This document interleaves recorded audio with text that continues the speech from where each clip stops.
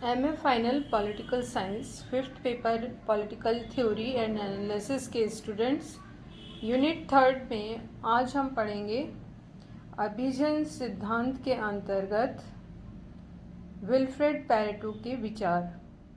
पिछले लेक्चर्स में हमने राजनीतिक अभिजन सिद्धांत के विषय में चर्चा की थी और इससे संबंधित एक प्रमुख विचारक विल्फ्रेड पैरेटो भी हैं जिन्होंने कि अभिजन अवधारणा पर अपने विचार दिए हैं। उनकी एक प्रसिद्ध पुस्तक है जो उन्होंने लिखी है, वो है द माइंड एंड सोसाइटी, जिसमें उन्होंने अभिजन अवधारणा पर विस्तृत रूप से अपने विचार दिए हैं। विल्फ्रेड पैरेटो राजनीतिक विशिष्ट वर्ग या अभिजन सिद्धांत के प्रमुख प्रतिपादकों में से एक रहे हैं और ये इटली के निवासी थे। उन्होंने अपने विचारों का प्रतिपादन करते हुए अभिजन सिद्धांत की व्याख्या की है। विल्फ्रेड पैरेटो ने विशिष्ट वर्ग या अभिजन वर्ग के संबंध में ये माना है कि प्रत्येक समाज का शासन एक ऐसे अल्पसंख्यक वर्ग के हाथों में होता है जिसके पास संपूर्ण सामाजिक और राजनीतिक सत्ता पर अपना अधिकार स्थापित कर लेने के आवश्यक गुण होते हैं। जो लोग समाज और राज्य के उच्चतम शिखर पर पहुंच जाते हैं और वहां पर वो सदा सर्वश्रेष्ठ व्यक्ति के रूप में दिखते हैं और उन्हीं को उन्होंने अभिजन या एलीट शब्द से संबोधित किया है। अभिजन वर्ग में उन सभी व्यक्तियों की गणना की जाती है जो हर अपने काम में और समाज के प्रत्येक स्तर पर शिखर पर हों। वकीलों, वैज्ञानिकों के भी अभिजन उन्होंने बताए हैं। उन्होंने विभिन्न व्यवसाय, सामाजिक स्तर पर भी अभिजन वर्ग की व्याख्या की है।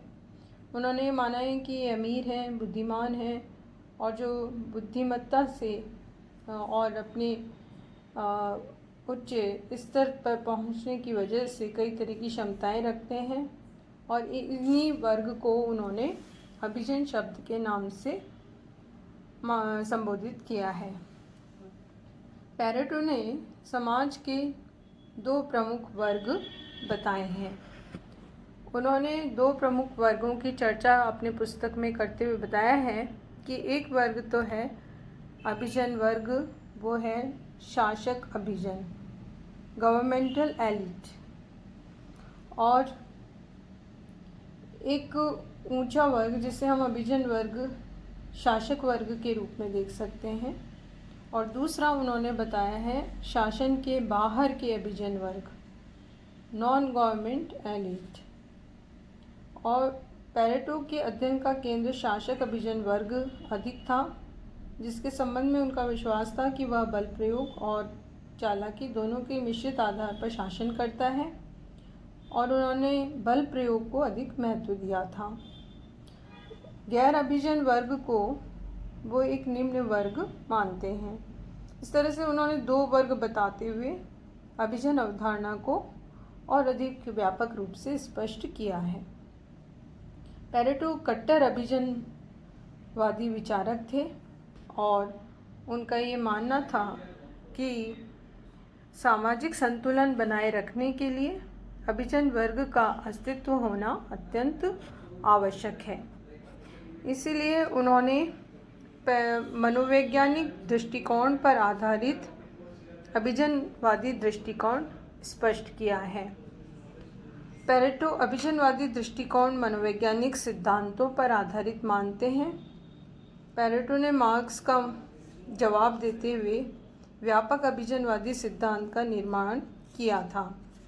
उन्होंने कुछ कारण ऐसे स्पष्ट किए हैं कि अभिजन सिद्धांत को मनोवैज्ञानिक आधार इन तीन प्रमुख कारणों से बताया जा सकता है।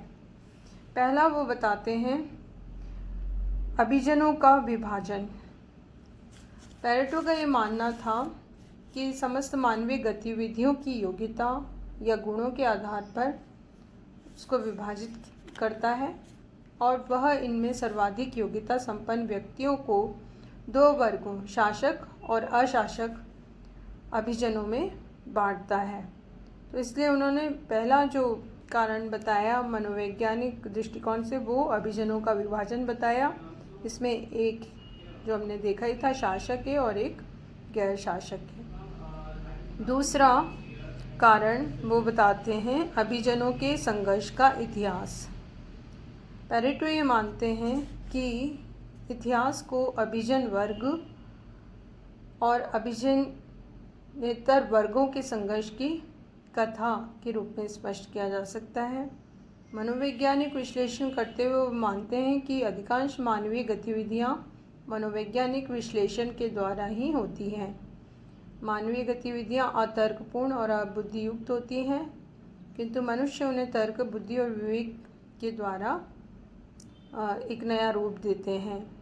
उन्होंने दो रूप बताए हैं। एक तो उन्होंने बताया है बौद्धिकीकरण या विवेकीकरण, जिसे उन्होंने निष्पत्तिकरण नाम दिया है। वह मार्क्स के विचारवाद और मॉस्का के राजनीतिक सूत्र और सॉरेल की मिथ आदि के समान है। दूसरा उन्होंने कर्ता की दशा बताई है, संवेगों और प्रवृत्तियों का उन्होंने माना है, और उन्होंने मूल प्रवृत्ति कहा है। पैरेटो ने अनेक मूल प्रवृत्तियों को खोजा है और उसने दो वर्गों में रखा है इसे। एक तो संयुक्तिकरण, और जिसके अनुसार मनुष्य कल्पना के प्रयोग द्वारा विचारों को क्रियान्वित करने के लिए प्रवृत्त होता है। कला, विचारवाद, राजनीतिक कार्यकौशल, आविष्कार, ये सब इसके उदाहरण हैं। और दूसरा उन्होंने कहा है कि मूल प्रवृत्तियाँ स्थायित्व और सुव्यवस्था लाने वाली होती हैं। समाज और इतिहास इन सभी मूल प्रवृत्तियों के आधार हैं। मैकियावेली की भाषा में वह प्रथम वर्ग की चालाक लोमड़ी के समान है और दूसरा शेर के समान साहसपूर्ण है। ये एक दूसरे के विरोधी वर्ग हैं, किंतु व्यवहार में ये अनुनय और बल के रूप में मिश्रित पाए जाते हैं। शासन की शैली का इसी बात से निर्धारण होता है कि शासक अभिजन में कौन सी मूल प्रवृत्तियां प्रधान हैं, क्या चालाकी या फिर साहस या बल प्रयोग। सीजर और मुसोलिनी दो शेर थे, और शेर और लोमड़ी के गुणों का अगर संतुलन होता है तो पैरेटो ये मानते हैं कि वो एक आदर्श है। इस संतुलन के अभाव में इतिहास इधर उधर भटक जाता है। तो इस तरह से उन्होंने अभिजनों के संघर्ष के इतिहास को स्पष्ट किया है, जिसका आधार मनोवैज्ञानिक दृष्टिकोण होता है। तीसरा वो बताते हैं कि अभिजन वर्ग के आने जाने में विश्वास। पैरेटो ने अभिजन वर्ग के सर्कुलेशन या आने जाने में विश्वास रखते हैं, और वो मानते हैं कि एक अभिजन वर्ग के स्थान पे दूसरा अभिजन वर्ग शासन सत्ता में आ सकता है। यह आना जाना दो प्रकार से हो सकता है। एक तो सामान्य जन से अभिजन बनना और अभिजन से सामान्य जन में परिसंचरण होना, और दूसरा सत्तारूढ़ अभिजन को हटाकर शासन पर अधिकार करना। यदि प्रथम प्रक्रिया बंद हो जाती है तो अभिजन वर्ग के गुणों में भी पतन होने लगता है, शासन क्षमता घटने लगती है और प्रजा वर्ग में से श्रेष्ठ वर्ग उदित हो सकता है, और वो शासन पर यदि अधिकार कर लेता है तो वो एक नया अभिजन वर्ग बन जाता है। पैरेटो का मानना था कि अभिजन वर्ग स्वयं नहीं हटना चाहता, वह अपने आप को सत्ता में बनाए रखना चाहता है, इसलिए उसकी शासन क्षमता में कमी आ जाती है और अभिजन वर्ग को या तो हटा दिया जाता है या मार दिया जाता है। प्रत्येक अभिजन वर्ग दूसरे अभिजन वर्ग को हटाने के लिए हमेशा प्रयत्नरत रहता है, और इसीलिए पैरेटो का एक प्रसिद्ध कथन है, इतिहास कुलीन वर्ग की शमशान भूमि है। इस प्रकार पैरेटो की मान्यता है कि सभी लोग समान नहीं होते। वह लॉसवेल के इस कथन से सहमत है कि all man are equal but some man are more equal than others. इस प्रकार हम देखते हैं कि विल्फ्रेड पैरेटो ने मनोवैज्ञानिक पद्धति का सहारा लेते हुए इन तीन कारणों के आधार पर राजनीतिक अभिजन सिद्धांत की व्याख्या एक नए रूप में की है।